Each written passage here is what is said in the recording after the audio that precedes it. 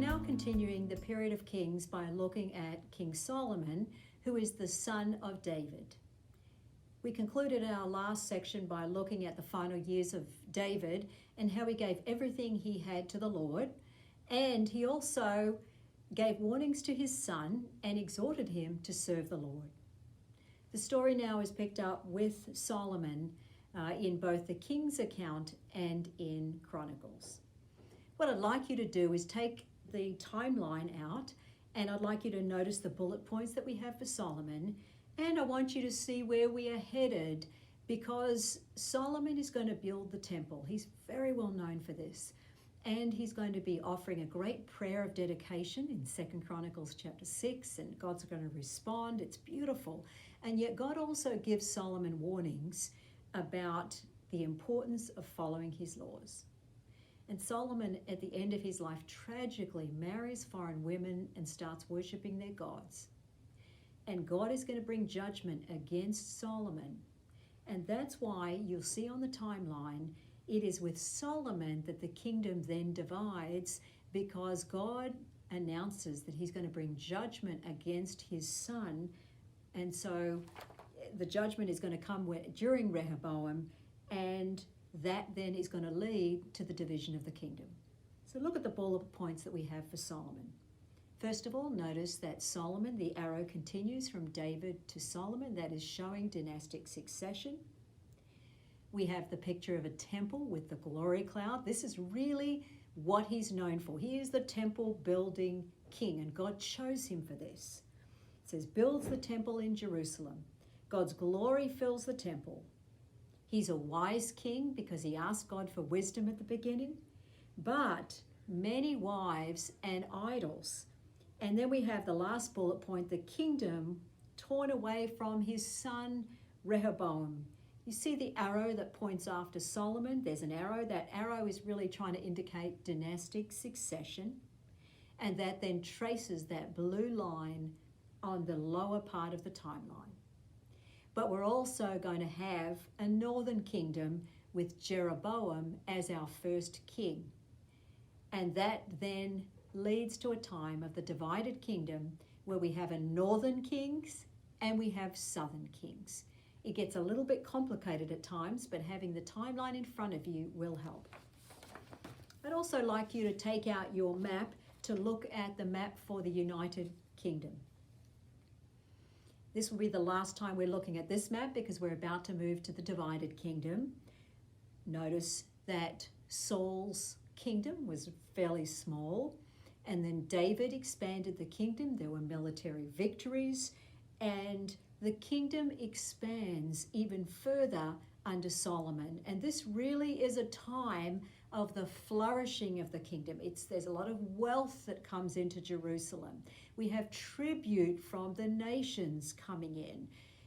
Solomon is going to secure Phoenicians to work on the temple, and it's a massive building project. So look at this and notice the flourishing of the kingdom during the time of Solomon. Right, we're now going to look at the biblical material, and the story of Solomon is taken up in 1 Kings 1 to 11 and in 2 Chronicles 1 to 9. The King's material, 1st and 2nd Kings, describes both the northern and the southern kingdom. Chronicles does as well, but its emphasis is on the southern kingdom. So when we come to the prayer of Solomon, I'm going to be looking at that in Chronicles because there is more material about Solomon there. But when we come to the division of the kingdom, I'm going to jump back to Kings because that's not in Chronicles.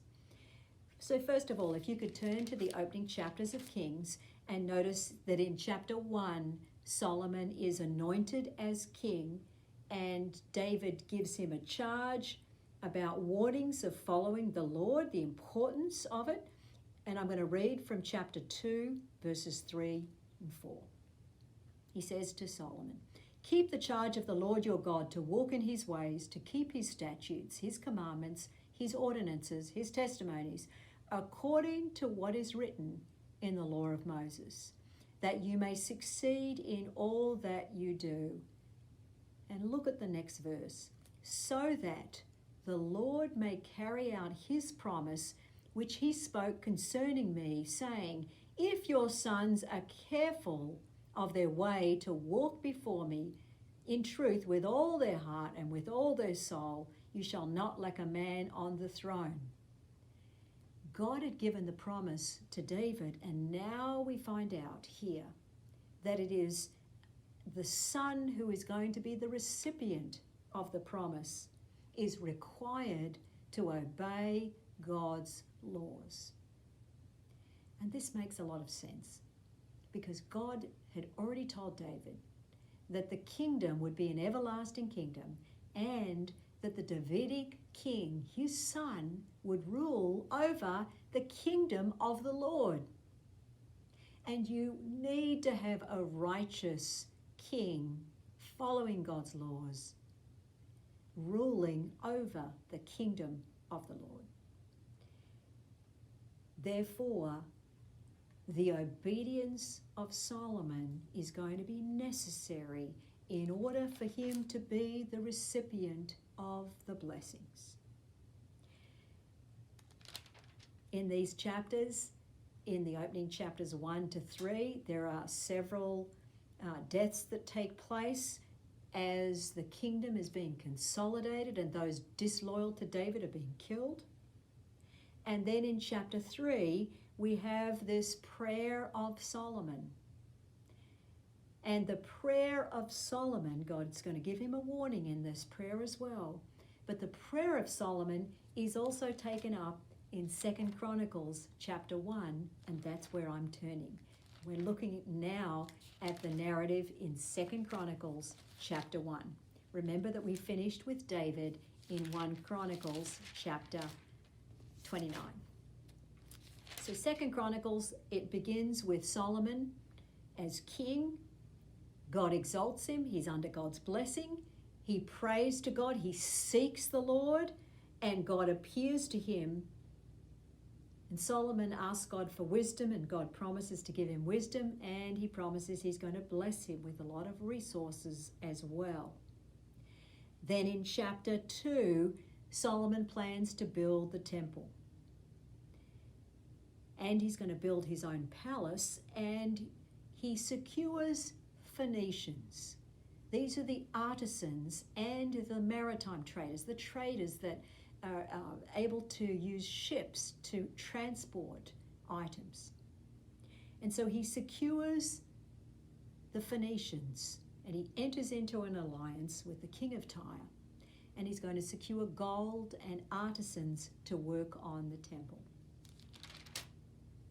2 Chronicles chapter 3 verse 1.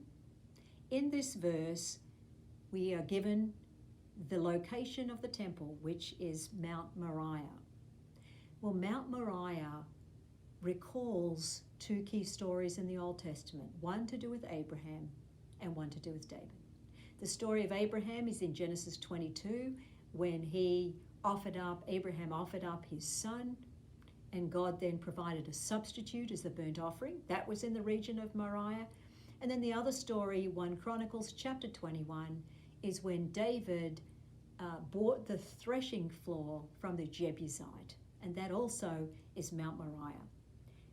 Therefore, the location of the temple has these two major stories, Israel's traditions in view, Genesis 22 to do with Abraham, and then David, underscoring for us that the location of the temple was not a random thing, that God had a plan and a purpose, and that is being highlighted in chapter 3 verse 1. And then in verse 2, we are told that Solomon began to build the temple in the 4th year of his reign, and this dates it to 966 BC. Chapters 3 and 4 describe the furniture that it's being used. It is very similar to the language being used in the tabernacle narrative way back in Exodus 25 to 40 that describe the furniture, except everything is bigger because it's a larger building. But we have the Holy of Holies. We have the description of this most holy place, and with the cherubim and with gold being used. And there are also echoes of the Garden of Eden which we said was sacred space. We said some of the language is going to be picked up in the tabernacle and in the temple, and that's exactly what you find here, because Solomon is making a place worthy of the presence of God. The temple is not about the structure. The temple is about who lives and resides there. And it is a climactic moment in 2 Chronicles chapter 5 when the Ark of the Covenant, remember you've looked at that already in the tabernacle, the Ark of the Covenant, when God's glory comes down. This is the place of his footstool, if you like. God is enthroned in heaven above, and the temple is a microcosm of his heavenly throne. The temple points us somewhere else. It reminds us that there is something bigger and beyond it, which the book of Revelation 21 and 22, where John has this unveiling of God's heavenly throne, there are hints of that already here in the temple that is being built. And the end of Chronicles, 2 Chronicles chapter 5, verses 11 to 14, you have the Levitical worship leaders with their cymbals and their harps and their lyres, and we have this wonderful picture of worship and praise to God and great joy, because the presence of God among his people brings great joy to his people. The glory cloud comes down and fills the house. Verse 14. But the story of the temple does not end with the glory coming down. This is what we saw with the tabernacle and with the glory coming down. But here, the narrative doesn't end there, because the temple is pointing ultimately to the communion of God with his people. And so chapter 6, and it's a long chapter when you read it, a beautiful, beautiful chapter. 42 verses. This records Solomon's prayer to God. And he builds this large altar, and he kneels down and he's got his hands lifted up before God. And we have a window into this beautiful prayer where he acknowledges God's faithfulness and he acknowledges God's character and his covenant faithfulness. And he marvels at the fact that God, who dwells in heaven, is going to be present here. And he marvels at that. He also describes a series of events that could come upon God's people if they sin. And he says, well, there's no one who doesn't sin. And these are kind of rehearsing a lot of the curses of the Mosaic covenant that we've already seen. And with each one of them, the response of God's people, they are to pray, they are to seek God's face, they are to turn from their evil ways. And Solomon says to God, would you please hear and forgive your people? This prayer reverberates throughout the stories of kingship that follow, especially in the southern kingdom. Well, the temple building narrative doesn't even finish with Solomon's prayer to God, because the temple building narrative is not about monologue. Prayer with God is not monologue. That's what you do with an idol. In the ancient world, you tell the idol what to do, but the idol has eyes that it cannot see, it has ears but it cannot hear, it has a mouth but it cannot speak. But God, prayer is dialogue, and God speaks back. He answers Solomon's prayer in chapter 7, verses 11 to 22. And in his prayer, he gives another promise about the kinds of prayers that he will hear, and he's going to give Solomon a warning. And he says in verse 14, if my people who are called by my name humble themselves, pray, and seek my face, turn from their wicked ways, So we have a posture of humility. This topic, when you read through the story of the kings of the southern kingdom in particular, kings who humble themselves, God hears their prayers, and kings who are arrogant get into all kinds of trouble.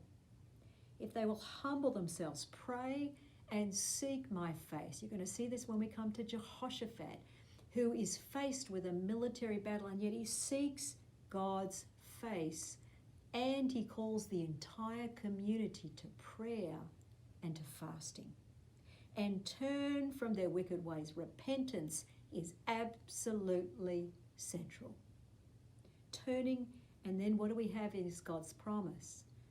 Then I will hear from heaven, and I will forgive their sin and heal their land. The promise here is of forgiveness. And a great example is going to be Manasseh, the worst of the southern kings. There's all kinds of things you're going to read about. And yet when God brings judgment against him, he goes to Babylon. When he's in Babylon, he prays to God, he humbles himself, and he turns from his evil ways, and God hears his prayer, and he brings him back to Jerusalem. And at that point, Manasseh says, now I know that the Lord is God, and he gets rid of his idols. See, answered prayer. This is a story about answered prayer, not just monologue, but dialogue. God also warns Solomon, verse 17. He says to him, if you walk before me as your father David walked, and you do according to all my commandments, verse 18, then I will establish your royal throne as I covenanted with your father David. You shall not lack a man on the throne. Here comes the warning. Now this is sounding conditional like the Mosaic covenant. Verse 19. But if you turn away and forsake my statutes and my commandments, and you go and serve other gods, and you worship them, verse 20, then I will uproot you from my land I've given you, and this house which I have consecrated for my name, I will cast it out of my sight. And people will say, why did all this happen? And they say, because they forsook the Lord and they went to worship other gods. Now I'd like you to turn, if you have your Bible in front of you, to 1 Kings chapter 11. 1 Kings chapter 11. What we find out is that toward the latter years of Solomon's life, he marries foreign women. What is wrong with this? He is marrying these women as political alliances. So if you marry a foreign woman and her father's the king, then you're securing your kingdom. Deuteronomy 17, God had told through Moses that the king was not to multiply wives for himself. Chapter 11, verses 1 and 2. Now King Solomon loved many foreign women, the daughter of Pharaoh, the Moabite, Ammonite, Edomite, Sidonian, Hittite women from the nations which the Lord had said to the sons of Israel, you shall not associate with them. But he held fast to them in love. 700 wives and princesses, 300 concubines. Verse 4. But when Solomon was old, his wives turned his heart away after other gods. His heart was not devoted to the Lord. Verse 5. Solomon went after Ashtaroth, the goddess of the Sidonians, and after Milcom, the detestable idol of the Ammonites. Verse 6, he did evil in the sight of the Lord and did not follow the Lord fully. He built the high place for Shemosh, the detestable idol of Moab, and Molech. Verse 8, thus he did for all his foreign wives who burned incense and sacrificed to their gods. Now comes the judgment. Verse 9, now the Lord was angry with Solomon because his heart was turned away from the Lord, who had appeared to him twice and had commanded him concerning this thing, said he should not go after other gods, but he did not observe what the Lord had commanded. Verse 11, so the Lord said to Solomon, because you have done this, and you have not kept my covenant, my statutes, which I commanded you, I will surely tear the kingdom from you and will give it to your servant. This is the event that is going to lead to the division of the kingdom, with Jeroboam in the north and Rehoboam in the south. Verse 12, nevertheless, I will not do it in your days for the sake of your father David.